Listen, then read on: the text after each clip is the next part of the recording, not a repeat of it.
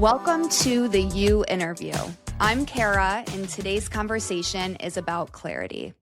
After an accident, clarity is usually the first thing you lose. You're dealing with pain, paperwork, phone calls, and options coming from every direction.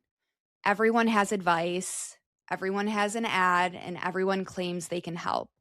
But real guidance doesn't come from the slogans. It comes from understanding the person behind the firm, how they think, how they work, what actually drives them when no one's watching.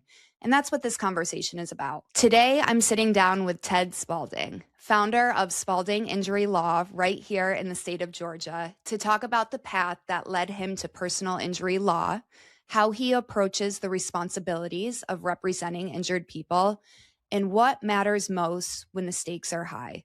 Let's get into it. Ted, thanks so much for being here with us today. Yeah, thanks for having me. I appreciate it. Absolutely. So take us back to the beginning. Before running the law firm, before the cases, what first put law school on the radar for you? Oh man, yeah, it was a somewhat tortured path, if you will. So I was at the University of Georgia undergrad. I was a dual major, criminal justice and sociology. And in my, I think it was sophomore or junior year, I got this bug where I wanted to be an FBI agent of all things.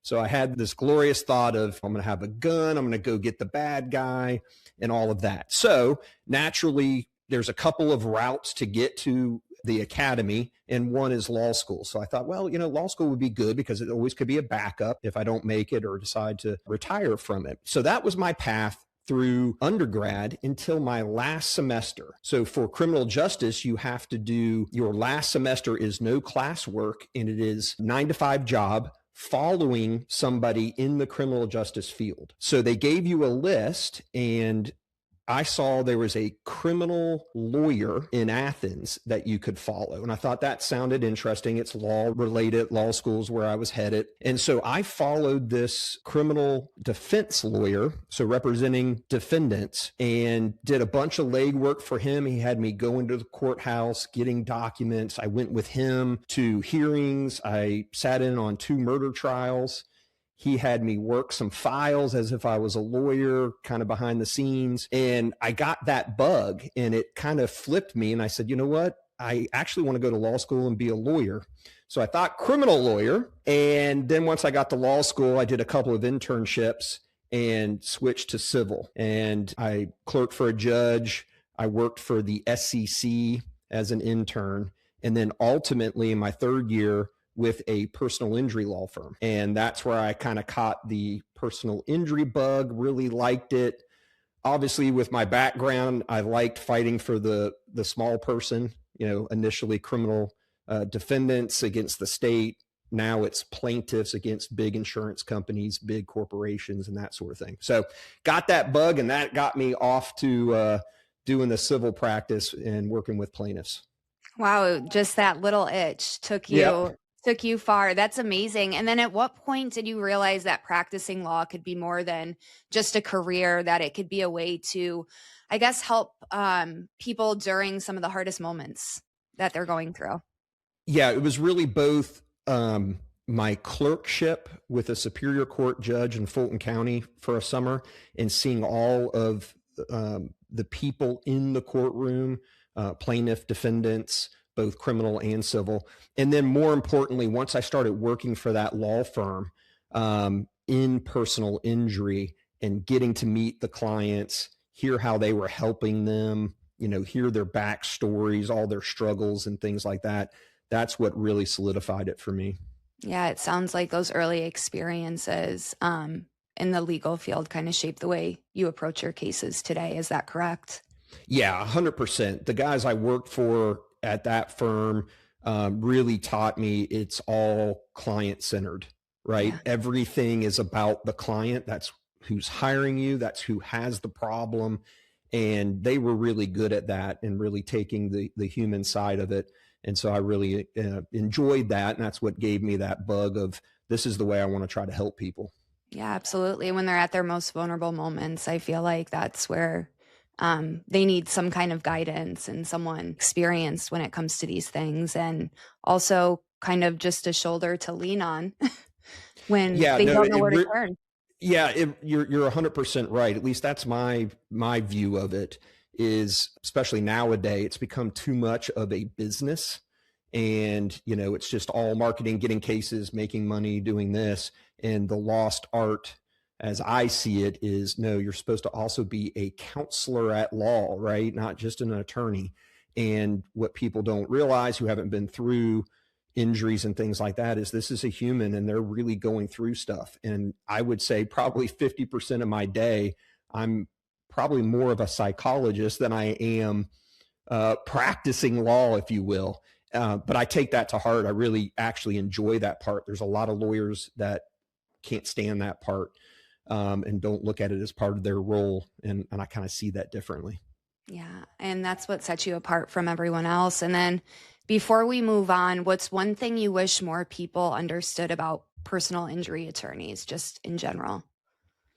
Yeah, I think it's just what I mentioned earlier is understandably, until you've gone through this as a plaintiff who's been injured, with all of the commercials and the billboards, especially here in Georgia. I know there's several other states, but I cannot drive down the freeway in Atlanta without seeing 5, 6, 7 billboards in a row from different lawyers, all talking about money and, I'll get you this, I'll get you that.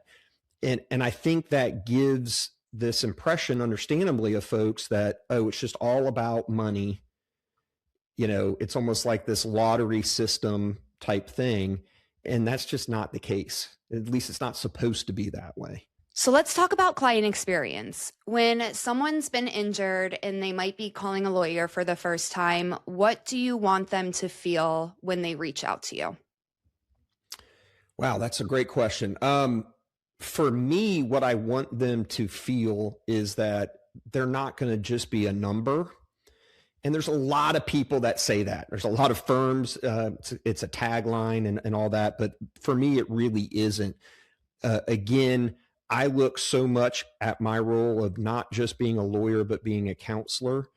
And those kind of tie together, if you will. To be a good lawyer, and especially a good trial lawyer, you have to be a good counselor at law as well for your client, meaning you have to be there with the client. You got to feel what they're going through. You've got to help them through these things, even if it's just a 30-minute phone call to tell them, hey, everything's going to be fine. I've got your back. Here's what we're doing. Please don't worry about it. I think that's real important. And so being able to do that and tell clients, look, we want you to focus on certain things and let us take over all of that worry for you. It's part of what you're hiring us to do. We want you to not worry about these things. It's now our job to worry about it for you. Absolutely. And then when you take on a new case, how do you think about it from day one? The way I think about the case itself is early on, we do not know how big of a case you have because that will naturally work itself out.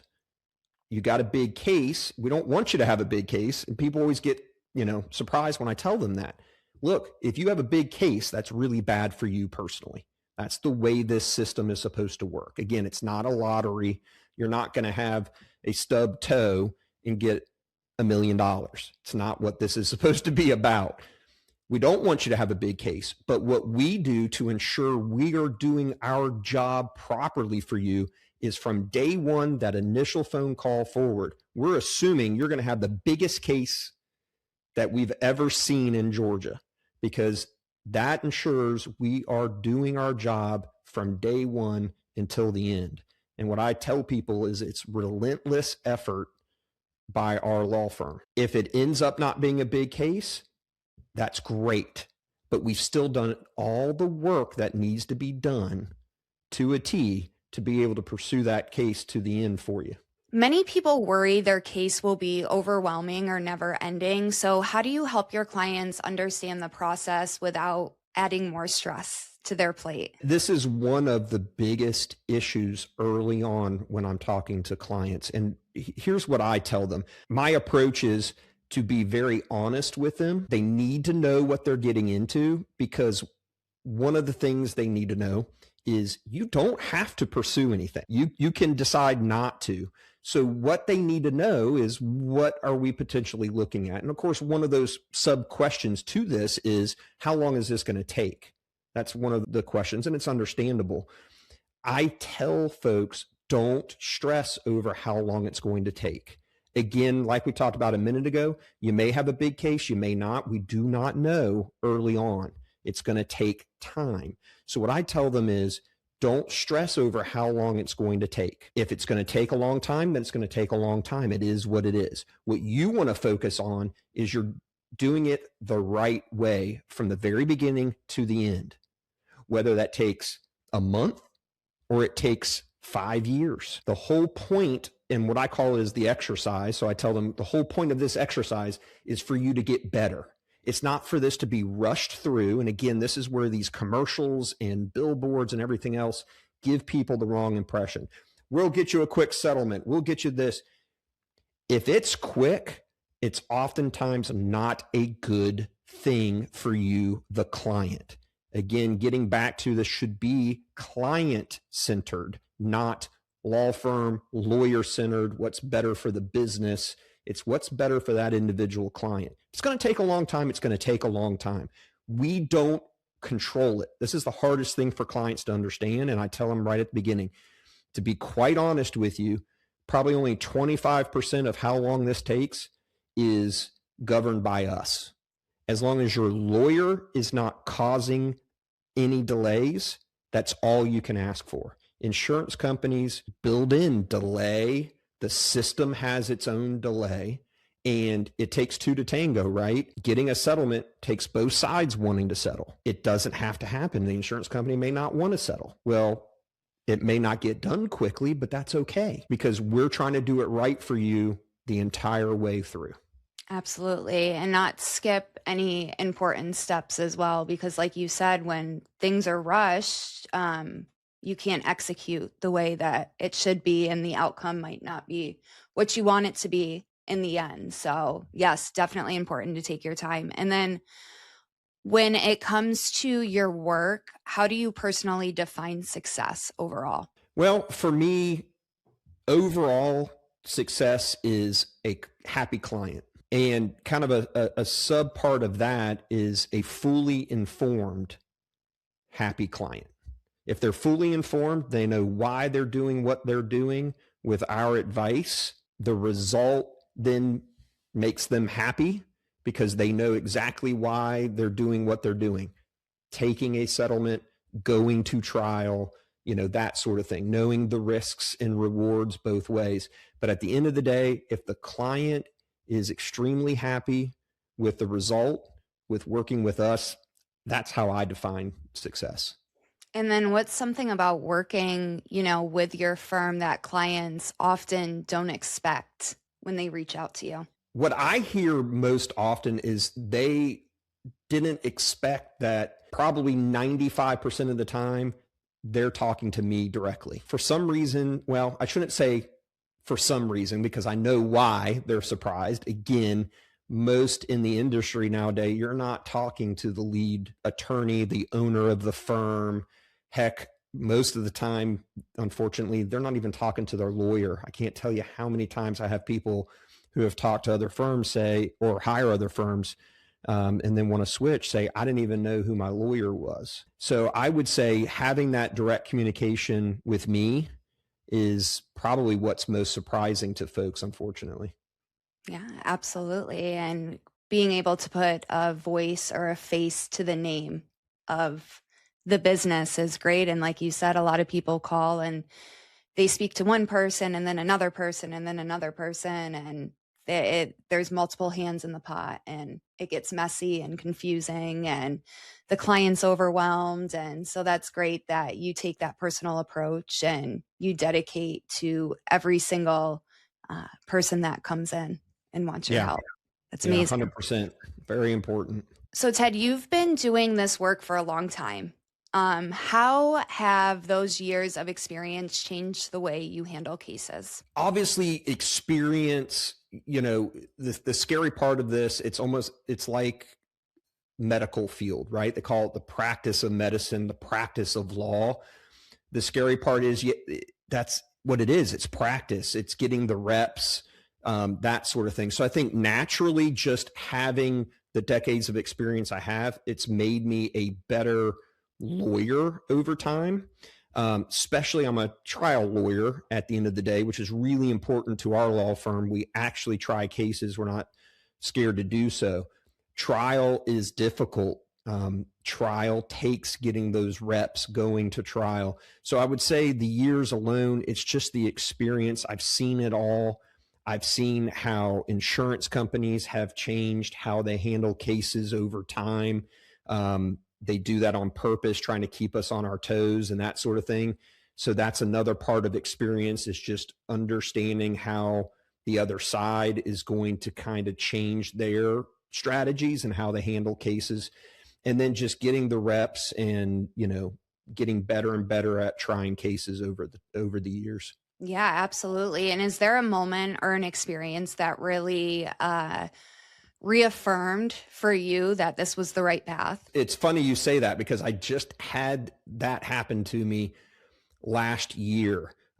Close to this time, it was end of March, we had a really big trial, and it was my first one in probably 2.5 to 3 years, because we kind of went through this COVID phase where us civil guys are redheaded stepchildren of the court system, right? Because no one's going to jail, losing their freedoms and that sort of thing. So we had to take a step back, and all of our cases were put on hold so they, could get through the COVID mess and all of that. So everything was super delayed.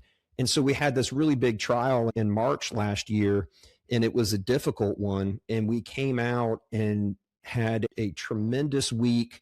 We had a great jury. Everything went in our favor. All the motions went in our favor. Everything just went so well.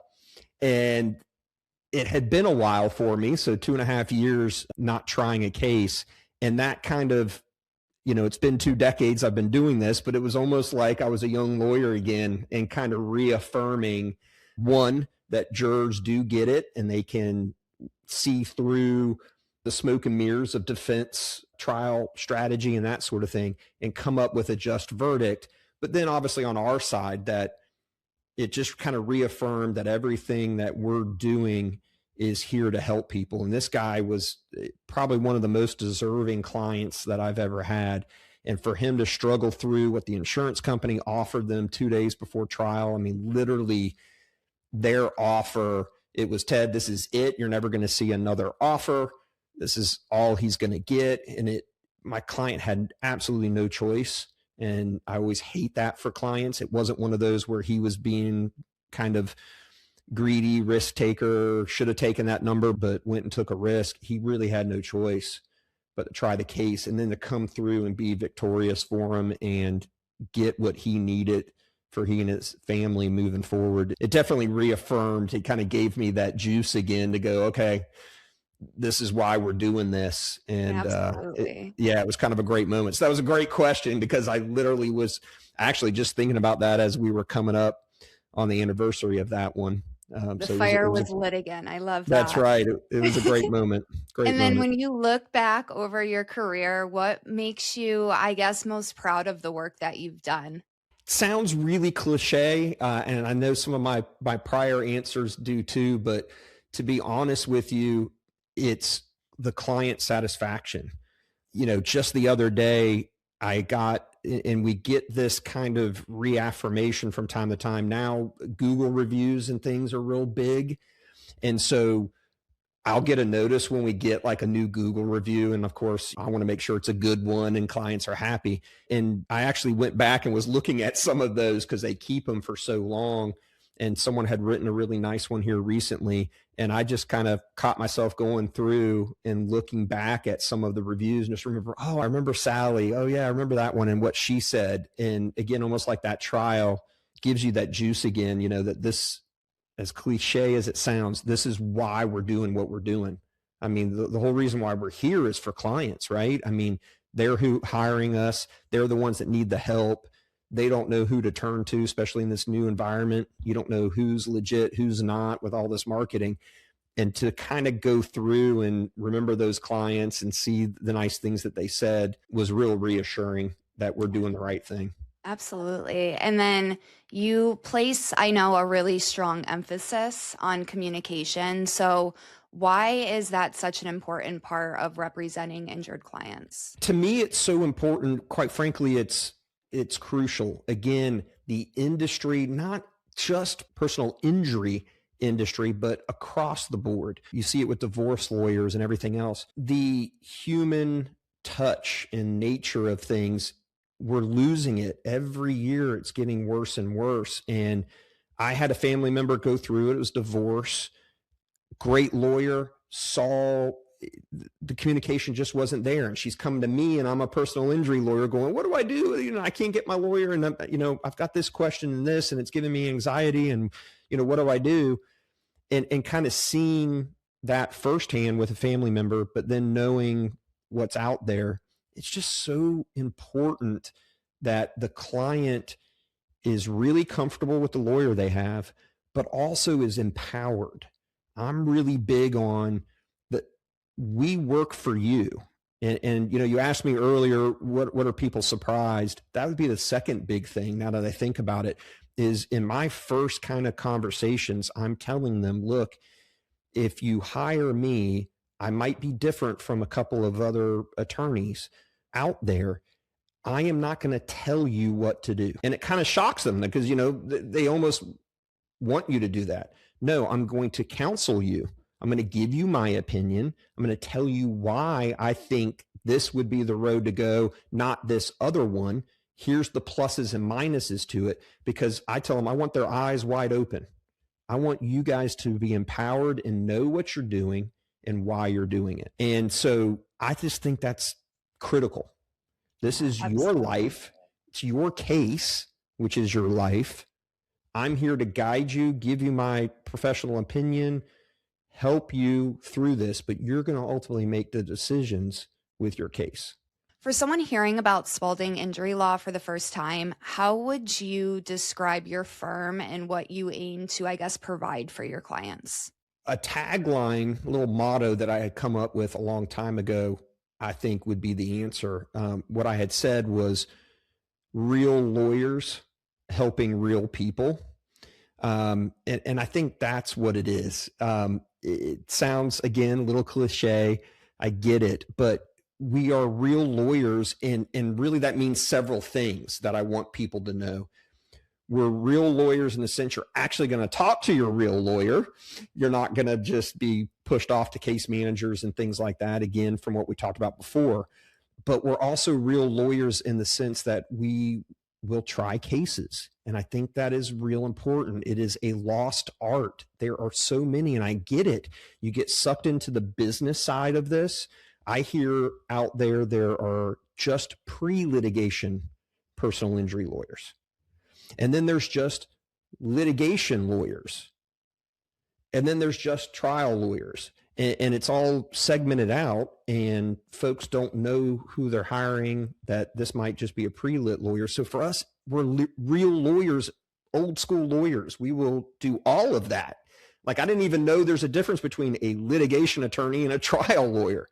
Why are you litigating if you're not going to try the case? We'll do it from the beginning to the end. And if that means trial, then we'll go try the case. So real important for us that we're real lawyers in that sense. You're not going to get someone who's just going to pawn off a settlement because they're just a pre-litigation lawyer. Big issue for me. I just can't stand that in this practice.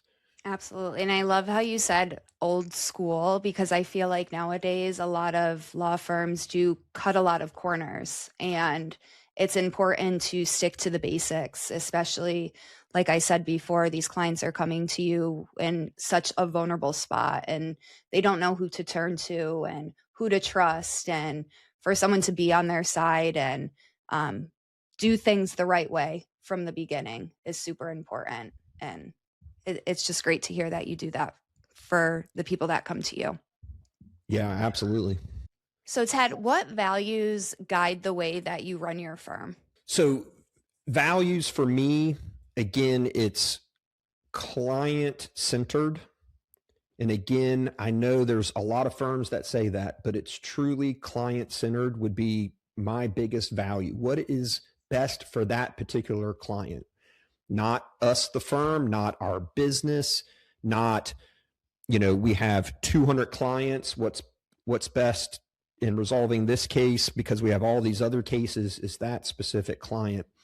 And another, I guess you could call it value, would be relentlessness. I preach it all the time to my staff, attorneys that work in my office, that at the end of the day, there's no cutting corners. There's no substitute in this practice to relentless effort. You have to give relentless effort.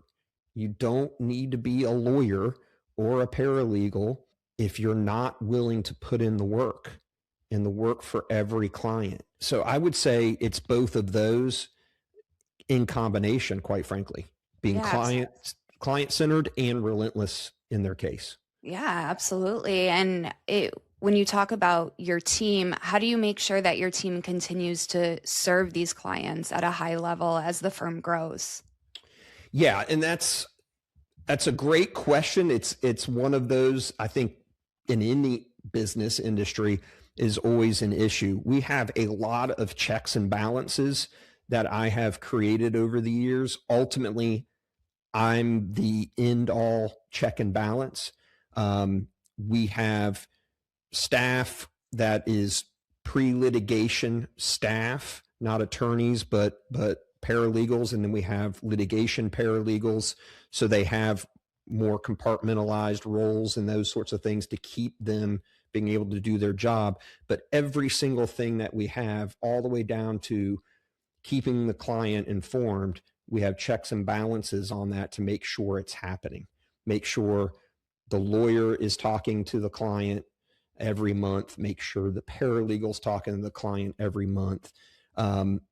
That way, our staff is always knowing that there's someone there, not only to support them, but to also make sure things are getting done correctly. It's really big for me, because when you don't have that, that's where things fall off the rails. Yeah, 100%. And I know the legal field is constantly evolving, and so is technology, right? So how has technology changed the way that you communicate and support your clients day after day? This may be a good thing or maybe a bad thing. I think right now it's a good thing. Long term, we'll see, and we might have to adjust. But I have tried to limit technology to a certain extent. Right now AI is all the buzz, and it is in the legal industry. And it's pretty, in my opinion, scary right now. You've got lawyers using AI to draft emails and everything else. I see that as being fraught for issues. So I try to limit it, because again, we're trying to be client centered, and the old school picking up the phone and having a physical conversation versus always doing emails or text messages or these sorts of things. So I'm trying to fight against technology to a good extent. It is helpful in certain areas. I think less the client communication side and that sort of thing, more on like legal research is getting better and better with some technology. Some AI is getting involved in that. Some jury research and things like that on, who are your jurors and things. Technology can really help. And we obviously move with the times with that. But again, still trying to kind of fight against technology, quite frankly. I've seen some ads out there, lawyers talking about how to structure your PI firm and hire out of country remote staff, and how you can do that where the clients don't really know that you don't really have staff, and they're someone behind a computer in India or whatever. I'm more old school, and I think we've gotten too far away from the old school part of practice. So I avoid those types of things. Absolutely. And at the end of the day, human connection is first and foremost the most important thing. Again, when we're dealing with such a vulnerable situation. So that's amazing that you still take that approach. And looking ahead, I guess, what do you think people should expect from personal injury law in the upcoming years? Unfortunately, I think you're to expect there's going to be more and more of where it's headed, which is it's going to be big law firms, marketing engines, if you will, using AI to have less staff so they can spend more on marketing. This kind of churn and burn PI practice, I think, is going to continue. It's only going to get worse. We see more and more people, coming into the marketplace, commercials, billboards, those sorts of things. And then the use of AI to lower your staff retention and those sorts of things become completely automized and automated. I was talking to a lawyer the other day and I'm like, man, the way this is sounding, you're going to have the potential where lawyers are only needed when they have to physically go to court because everything else is going to be AI can do all this stuff allegedly. And where does that end? So I don't see a lot of good coming in the future when it comes to it. I see a lot more of this being automated type stuff. And the problem with that, in my opinion, is that feeds right into the big corporations and the insurance companies. That's how they can save money and lowball cases and things like that, because everything just becomes automated and it's less about what it's supposed to be, which is what would a jury of this client's peers say they should be compensated for their injuries, their pain and suffering, their medical costs, their lost wages, future of all of that. That's what everything's supposed to be gauged off of. But if we're going to be using computer systems solely, now this just becomes transactional and those numbers come down. It's kind of playing right into the insurance company to defense mindset is just to minimize all of this. Because like we talked about before, this is why I'm so big on it being personal. How can you be a trial lawyer? And remember, our job is we are the mouthpiece for the client because the client can't do it themselves.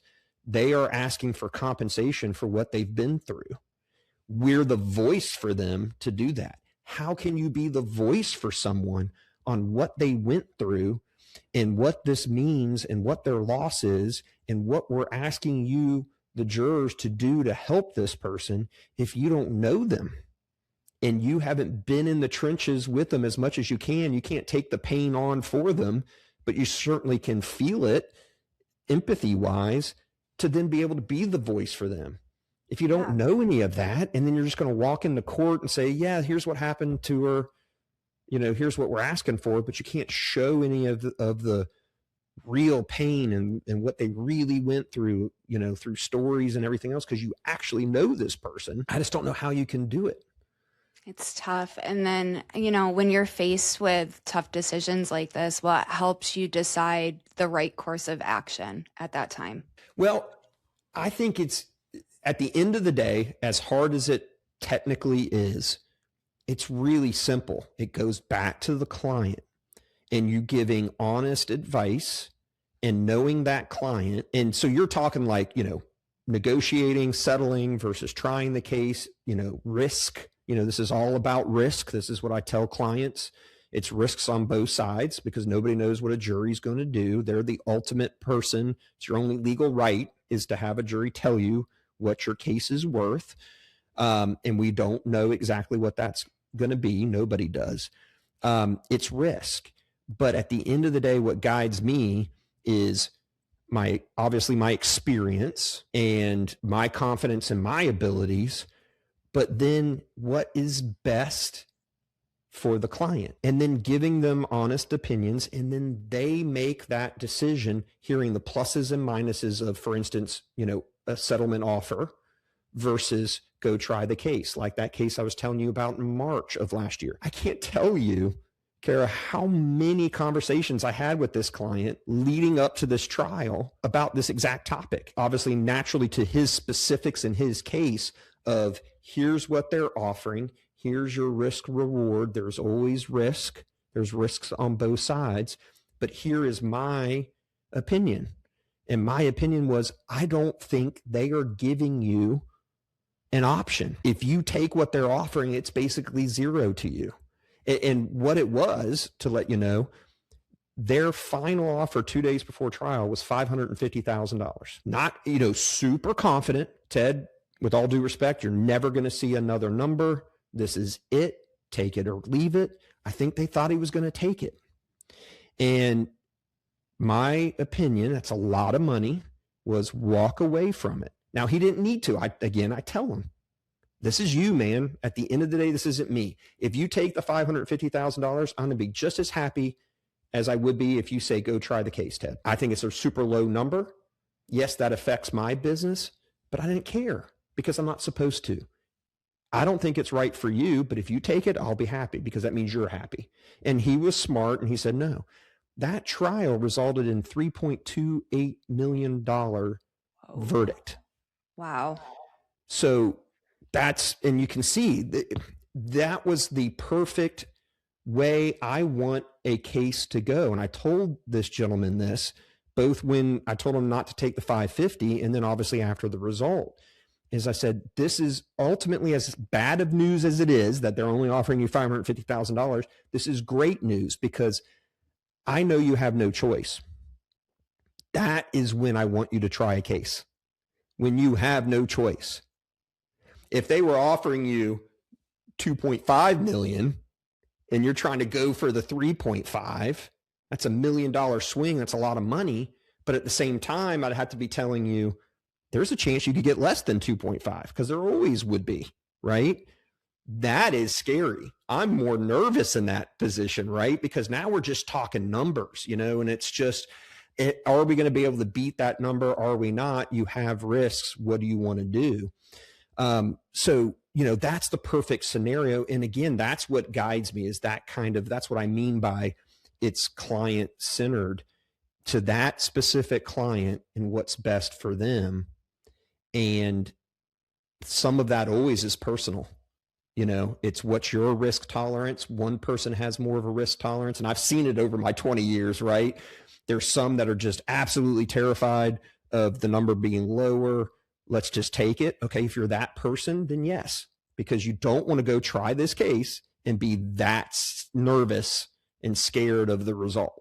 And then others that, they're not scared at all, willing to take the ultimate risk at any point in time. So again, that's where you got to know your client and then obviously give it to them, and say, here's your risk, here's your reward. So that's ultimately what guides me. It's knowing when it's a low ball offer that comes with experience in that particular case, but ultimately being guided by client. It's your decision to make. I'll guide you. I'll give you my opinion. You don't have to take my opinion. Absolutely. And it kind of piggybacks into my next question of what continues to motivate you to do the work that you do every single day. So it sounds like it's really centered around what's best for the client. Yet another great question, because, at the end of the day, what motivates me is continuing to help people. And again, I know that sounds so massively cliche, especially in this world. That's what everyone advertises and, oh, I care about my clients and, that kind of thing. But it truly is, because this is a stressful profession.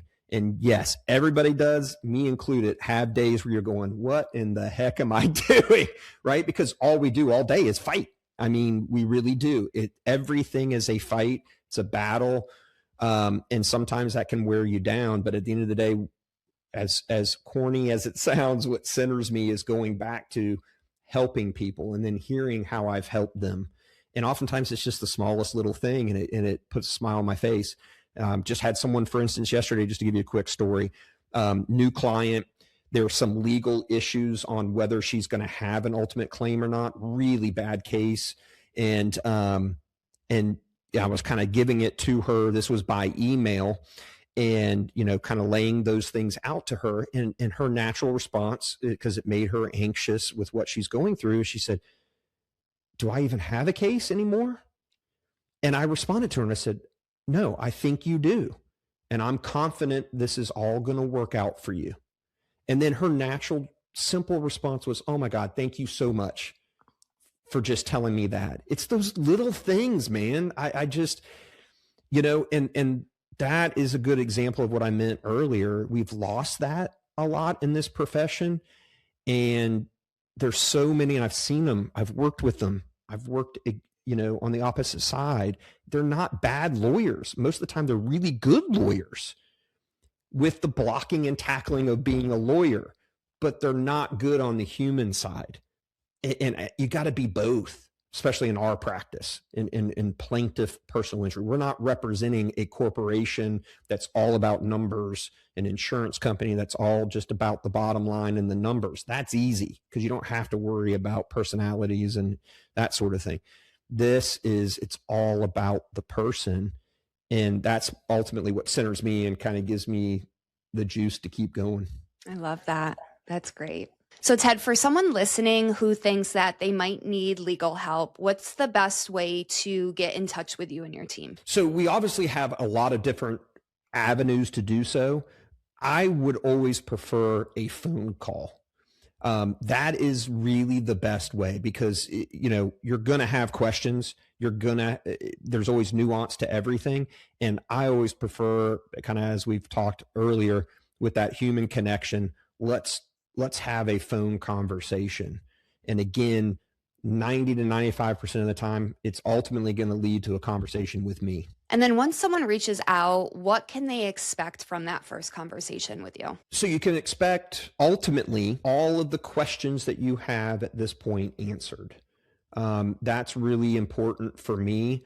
So what I like to do in these initial consultations is get a little bit of background, find out what happened, but then I toss it back to the person calling and say, okay, well, tell me, what kind of questions do you have? Because that helps us kind of, one, get a feel for each other. This person, ultimately, whether they know it or not, they're interviewing me. So they can hear what I have to say, get some questions answered. Because at the end of the day, I want them to be comfortable. If they decide not to go with me, they still are armed with things where, if, my decision is, look, I think this is something you can handle on your own for now. They're armed with some things where they could do that. So I'm big on, you're going to get all the questions that you have answered. I don't care if it takes 5 minutes or it takes an hour. And I'm going to give you how we work, what to expect, because ultimately what you're doing is trying to decide, do I need a lawyer? And am I the lawyer that you want to hire? So I'm trying to answer both of those questions for that person. And then with the consultations, are those free or are there virtual options for people who may not be able to make it into the office? So yes to both.